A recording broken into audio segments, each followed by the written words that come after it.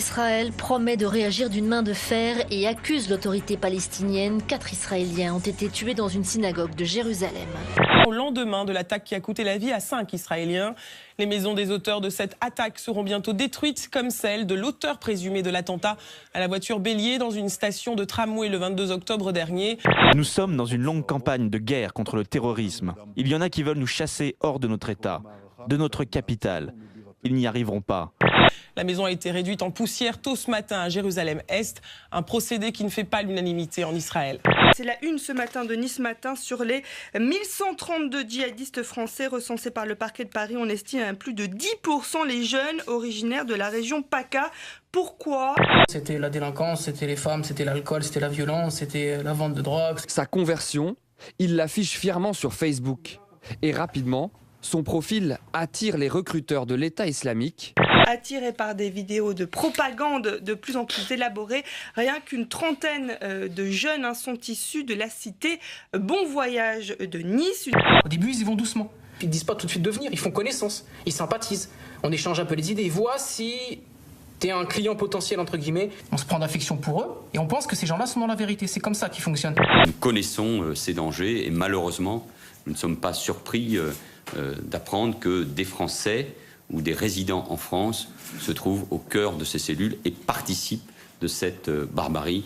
Il y en a même qui jouent au football, excusez-moi, c'est horrible, qui jouent au football avec des têtes de soldats syriens et qui le mettent sur leur portable et ils se l'envoient et ça fait des tweets, tout ça. À la fin, j'avais l'habitude de voir effectivement des têtes découpées, etc.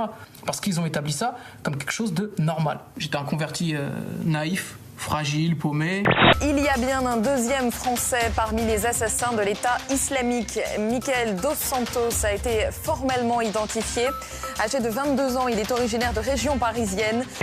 Le groupe État islamique est en train de lever une armée d'enfants soldats syriens, comme l'illustrent ces images de propagande. Il poste régulièrement des photos des actions les plus violentes du groupe État islamique. Ici, il écrit en parlant des combattantes kurdes, ses ennemis. Les femmes de nos frères viennent s'entraîner pour nous combattre et vous, mes frères, vous continuez à rester en France. Une propagande qui va jusqu'à mettre en scène un cadre de vie rêvé pour inciter les familles du monde entier à rejoindre le califat. Je suis venu aujourd'hui prêter allégeance à al-Baghdadi, chef de l'État islamique. Quel âge as-tu ? J'ai 11 ans. Dans le silence de la nuit et sous la lumière des étoiles et la splendeur de la lune.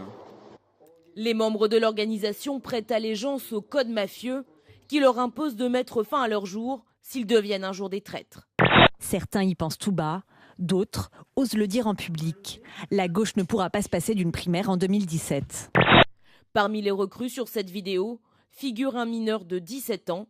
Il a été arrêté avec 37 autres membres de l'Ndrangheta. La primaire, pour moi, elle est indispensable. Parce que, particulièrement en 2017, ce que vous ne réglez pas dans une primaire, vous le retrouvez au premier tour de la présidentielle. Donc je plaide pour la primaire. Élargie, le plus largement radicaux, écologistes et tous ceux qui voudront y participer. Et les femmes et les enfants sans domicile fixe sont de plus en plus nombreux, notamment parmi ceux nés à l'étranger. 40% sont accompagnés. En 2012, sur 112 000 SDF, 31 000 étaient des enfants. Elle était en compétition pour devenir la femme la plus belle du monde. Maria José Alvarado, alias Miss Honduras, a été retrouvée morte avec sa sœur dans le pays le plus violent du monde. En Chine, cet homme traverse la rue au milieu d'un carrefour quand une voiture survenue de nulle part tourne d'un seul coup, heurte un camion et que le camion penche, prêt à se renverser pour écraser le piéton qui a déjà échappé à une mort pris en sandwich. Heureusement, il réagit assez vite pour courir et échapper au piège, ce qui prouve que marcher les mains dans les poches n'est pas du tout incompatible avec une certaine agilité. Bien, le ministre de l'économie, Emmanuel Macron, le voici, a dit hier à l'Assemblée vouloir supprimer purement et simplement les retraites chapeaux. Interpol a lancé la traque il y a à peine un mois. Opération Infraterra, cible 9 fugitifs, des criminels environnementaux. Trafic d'ivoire, déforestation sauvage, pêche illégale, trafic, torture et recel d'animaux sauvages. Ils détruisent l'environnement et brassent autant d'argent que les plus grands mafieux de la planète. Et plus récemment, la pension de Didier Lombard, pour 5 années à la tête d'Orange, a suscité l'émotion. 346 715 € par an, pour un patron fragilisé par une vague de suicides. C'est aujourd'hui la journée mondiale des toilettes, alors ça peut vous faire sourire. Voilà, je vous entends déjà pouffer. 2,5 milliards de personnes n'ont pas accès à des toilettes. Les conséquences d'absence de toilettes décentes sont dramatiques sur la santé. 1,5 million d'enfants sont morts des suites de diarrhée chronique en 2013, après avoir consommé de l'eau non potable contaminée par des matières fécales.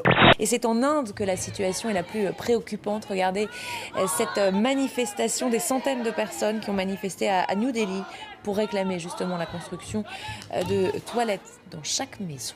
C'est vrai, ça méritait un papier.